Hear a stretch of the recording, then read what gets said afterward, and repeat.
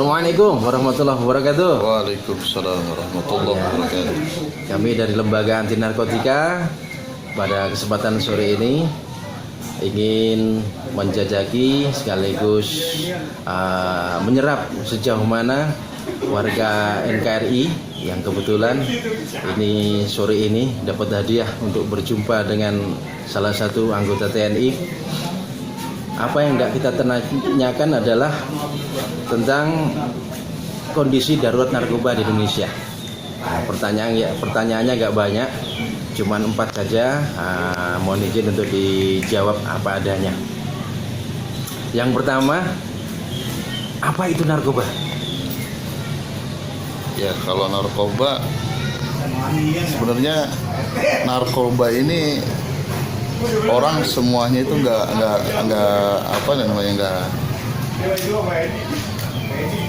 udah umum lah bahasanya, pasti kenal narkoba itu karena tidak asing dan pasti masyarakat tahu tentang narkoba yang sangat merusak. Nah, tapi penyalahgunaannya ini yang salah di kalangan pemuda dan seluruh masyarakat.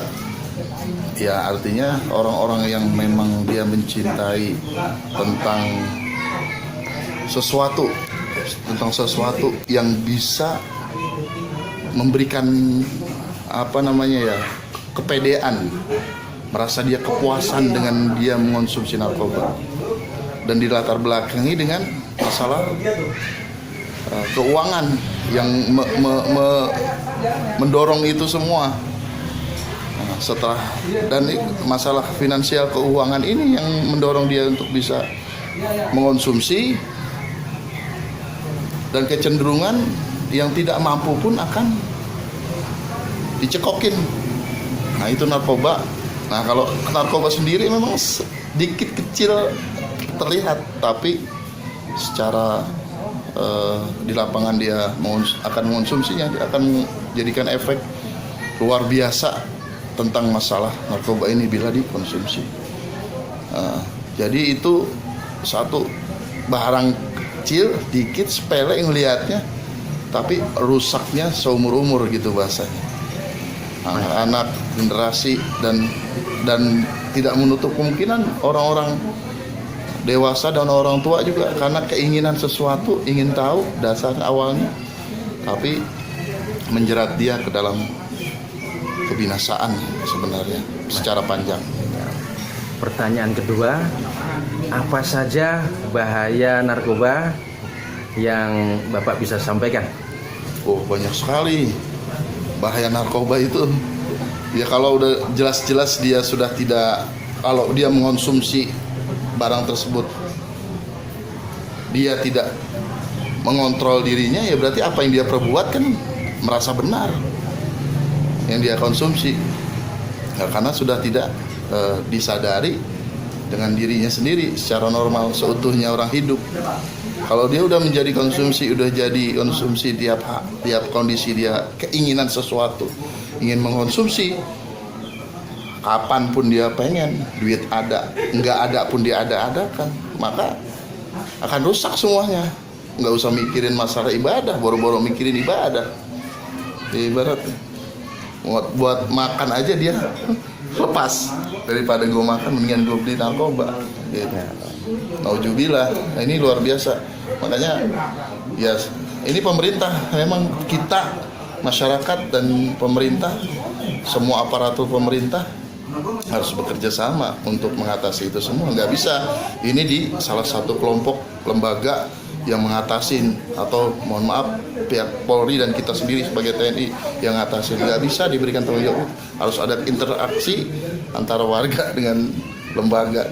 Dan kalau itu salah satu pihak keapatisan kita nggak bisa bekerja sama, ya terus digerogotin dengan kebutuhan cukong-cukong narkoba ini, dimanfaatin. Cukong-cukong narkoba itu banyak, udah nggak usah disebutin, kita udah tahu. Begitu. Pertanyaan ketiga, apa yang menjadi nasihat bisa disampaikan kepada masyarakat jika sewaktu-waktu menjumpai adanya tindak penyalahgunaan narkoba atau adanya tindak kejahatan narkoba, misalnya ada orang make atau ada orang transaksi narkoba yang kebetulan radius 10 meter di depan mata kita, itu apa yang mesti kita lakukan? Secara hidup kita kan dasarnya dengan adanya kepedulian, itu kepedulian kita. Ini kalau ada orang yang kadang-kadang susah untuk dijadikan peduli, itu susah. Dia tidak tahu menahu urusan itu dia siapa, dia tetangga kita atau bukan, dia itu tinggal dekat rumah kita atau bukan. Nah, ini kepedulian orang yang susah kadang-kadang. Nah, sekarang yang jadi permasalahan, apa tindakan kita yang sudah kita lakukan apabila terjadi sesuatu di luar rumah kita, jarak 5-10 meter. Ya jelas kita kasih tindakan tegas. Artinya persuasif kita harus tetap jalankan. Terus secara pemberitahuan, hierarki, nah, itu semuanya kita jalani. Nah, kalau udah terjadi, ya memang resiko dia. Kalau sudah memakai ya harus punya resiko kan gitu. Nah, artinya harus kita tindak tegas. Setelah itu kita kasih tahu, berikutnya apa yang kita kasih pandangan, nah, begini bahayanya, begini. Mungkin dia udah tahu, bukan masalah sekali dua kali dikasih tahunya. Nah, kita lihat dia memang sering pengguna, apa memang ikut-ikutan, apa gimana? Kita lihat secara kerja dia itu tuh kenapa dia mengonsumsi? Kita cari permasalahannya apa memang dia stres dalam keluarga, bagaimana kita nasihatin begini-begini. Ajak ibadah. Kalau masalah dia kekurangan ekonomi, mari bersama-sama. Kita pun bukan orang cukup sama. Ya, kita kasih tahu begitu. Bukan orang cukup, tapi kita belajar bersyukur. Nah, kalau udah rasa kita bersyukur dalam hidup itu udah insya Allah ada jalan. Nah, kalau larinya ke narkoba, ibadah kita jalanin. Apa ibadah, apa narkoba itu bisa menjadikan suatu permasalahan jadi hilang, malah menambah. Itu dia konsumsi narkoba karena ketoleransian antara teman, salah, jauh. Anak-anak sekarang yang memang toleransinya terhadap rekan-rekan itu yang kadang-kadang diplesetin. Jadi tidak ada rem memfilter sesuatu permasalahan, dia larinya nongkrong narkoba. Itu jadi suatu obat menurut dia. Padahal Allah menjanjikan suatu permasalahan itu pasti ada pemecahan. Tidak ada permasalahan yang tidak ada penanganannya, tidak ada. Jadi Allah menurunkan sesuatu, pasti orang itu bisa mengatasinya. Karena kita tidak mau belajar. Nah, itulah fungsinya kita belajar dalam permasalahan. Jadi tidak ikut-ikutan, punya prinsip hidup. Nah, itu. Nah, pertanyaan yang terakhir nih. Dalam mensikapi kondisi darurat narkoba di Indonesia ini, apa yang terbaik untuk dilakukan? Saya rasa ini balik lagi ke tadi yang pertanyaan kedua, itu kalau secara luasnya kita menangani urusan narkoba ini terlihat harus dari pengguna dan pelaksana. Penggunanya itu siapa yang menggunakan? Nah, penggunanya ini kadang-kadang kita yang melakukan pencegahan, kayak kita sebagai aparat, terus lembaga-lembaga yang melaksanakan, banyak yang diselewengkan. Mohon maaf, ini artinya begini, yang melakukan narkoba itu dia kalangannya itu kan punya kasta-kastanya yang sendiri. Ada yang kelasnya A, B, C itu dan seterusnya C.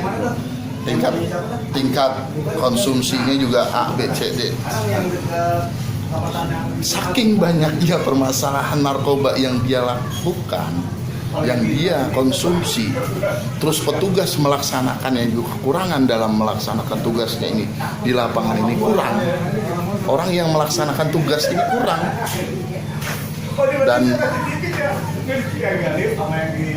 yang melakukan semuanya ini, yang bekerja menyetop narkoba kewalahan, yang melakukan, yang memasok tidak teratasi, yang mengonsumsi banyak dan didukung dengan kebutuhan dia. Satu, yang terakhir dia punya duit.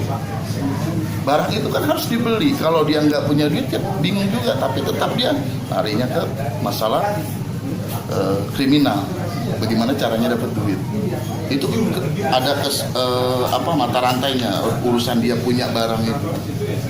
Nah, lebih dalam lagi, pengguna yang kita lihat di lapangan dengan bermacam-macam permasalahan, yang tetek bengeknya ada, yang punya duit, yang nggak punya duit, segala macam, terdorong karena ada cukong-cukong yang memasok dengan merusak tatanan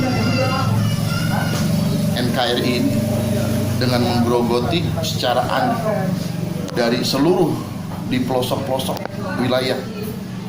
Jadi rusaknya itu sebenarnya bukan karena narkoba juga dulu, awalnya bukan. Jadi masuknya lagi ini ditambah HP yang bertubi-tubi begini dihancurin. Coba dah dilihat perkembangannya dari narkoba udah hancur, bagaimana kurangnya narkoba, dihantam dengan jenis medsos yang sekarang digunakan, disalahgunakan lagi. Coba generasi sekarang lihat, udah. Pokoknya kalau dia tidak punya rem dan filter masalah keagamaan, terutama orang yang tinggal di pesantren, itu udah tewas saja. Kalau dia ibarat dia di sekolah umum, dia tidak bisa menyaring dengan sesuatu yang barang haram ini. Pokoknya mau jenis miras kayak mau narkoba, mau apa aja, dia pasti masuk ke jurang itu. Kalau dia tidak ada punya filter dalam masanya, ini diwadahin dengan pergaulan. Dari solidaritas dia pergaulan yang salah diwadahin, nah itulah jadi seperti itu. Dan pemasok narkoba yang dari luar ini, yang ibaratnya ada memang segelintiran oknum yang kita tidak tahu buktinya, yang kita juga tidak tahu buktinya untuk menjelaskan ini dari mana masuknya. Tapi kan yang jelas nggak mungkin lolos kalau memang dia di bandara masuk dari pesawat terus begini begitu dengan LBT apa segala macam koordinasi, nggak mungkin kalau nggak ada cukong-cukong yang masuk. Iya, siapa yang masukin? Ya ini orang yang haus dengan keinginan pribadi, memuaskan kebutuhan pribadi, konsumsi, keinginan ekonomi, memperbaiki ikutnya secara kepribadian, tapi secara struktur gitu loh. Jadi dia bekerja, wah mati-matian begini, begitu dia nggak tidur mungkin, tapi ya dimanfaatin. Dan sudah tertangkap juga diolah. Ini yang menjadi riskannya lagi. Iya. Ya saya berdasarkan bicara seperti ini ya mungkin rasa keprihatinan kita terhadap NKRI ini, negara kita, itu kan yang dipertanyakan. Jadi kalau bagaimana menyikapi dengan melebar luasnya masuk narkoba ini masuk ke Indonesia, masuk ke kita, ini memang luar biasa. Makanya dari diri kita dulu, dari diri kita dan keluarga dulu, kita melindungi anak-anak kita, itu terutama itu. Setelah itu lingkungan saudara-saudara kita, itu kita tes kalau ada apa-apa. Minimal dia kalau nongkrong mau malam, dia mau keluar itu mau ngapain lo? Begitu kita tanya, kita tegas, lo kalau keluar sampai pagi malam lo lihat risikonya sama saya. Lo nggak mau tinggal di mamang nggak emang? Kita bicara begitu. Kalau mamang lo lihat lo ada masalah apa-apa di luar, habis lo sama mamang. Kita itu dari pribadi sendiri, dari keluarga kita sendiri. Itu awalnya kepedulian kita, itu maksud saya. Maksudnya yang tadi di kepedulian, kita harus ada kepedulian, itu loh maksud saya. Kepedulian dari keluarga terkecil kita sendiri, punya keluarga, saudara-saudara kita, baru lingkungan. Nah kalau lingkungan itu kan menyangkutnya masalah sosial, terkait semuanya itu. Kalau memang itu terjerat dengan narkoba, artinya kan kita sebagai aparat. Nah itu kalau saya terlihat dia konsumsi, langsung saya tendang. Dia konsumsi minuman, miras, apa segala macam, langsung saya tendang. Nggak ada, ini udah bebas. Nah itu secara artinya begini, setelah kita tindak apa segala macam, kita dekatin secara persuasif apa permasalahannya itu. tadi yang ditanyakan balik lagi. Jadi kalau permasalahan negara ini mau dihilangkan, memang harus kerjasama dan luar biasa kerjanya, kerja kerasnya benar luar biasa semua, karena itulah ada kepentingan pribadi ingin memperkaya sendiri, terutama ya kalau udah memperkaya sendiri tinggal resikonya suatu saat kalau dia sebagai pekerja di negara, abdi negara, resikonya anak 7 turunannya dia mau gempor semua seumur hidup, apa mau mati sengsara apa gimana kan gitu. Karena banyak udah terjadi.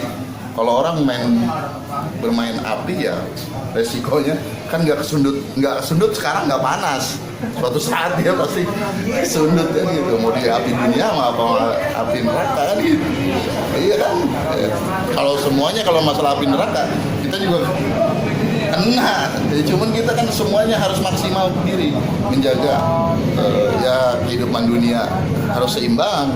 Akhirat juga kita jalani karena tuntutan semua seimbang itu kan kita ingin di akhirat kelak nanti kita ingin menjadi ahli surga, pengennya begitu. Amin. Semuanya. Amin. Insyaallah. Gimana kita mau pengen ahli surga, mungkin kita konsumsi narkoba apa segala macam. Pengen muluk-muluk, ibadah sholat enggak kan gitu. Artinya tetap ibadah di rumah Allah, ya di rumah Allah dan semuanya kita jalanin. Gitu. Baik. Luar biasa keterangannya, insya Allah sangat bermanfaat bagi masyarakat Indonesia. Semoga sehat, sukses selalu dan kita bisa bersinergis untuk amar ma'ruf nahi munkar, bela negara demi NKRI tercinta. Amin. Sekian, terima kasih. Assalamualaikum warahmatullahi wabarakatuh. Assalamualaikum warahmatullahi wabarakatuh. Lawan narkoba. Selamat narkoba. Narkoba, berantas tuntas, sabu bersih.